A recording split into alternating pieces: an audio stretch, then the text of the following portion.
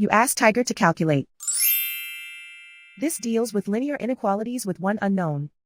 The final result is a smaller than -12. Let's solve it step by step.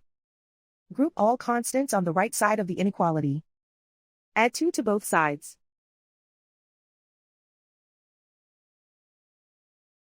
Simplify the arithmetic.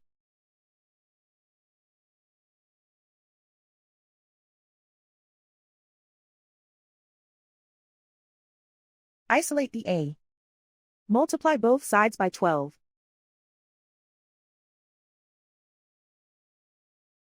Group like terms.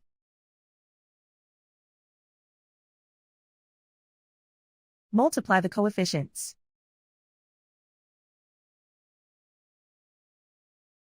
Simplify the fraction.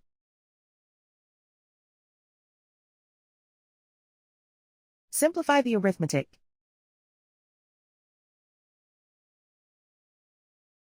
Plot the solution on a coordinate grid.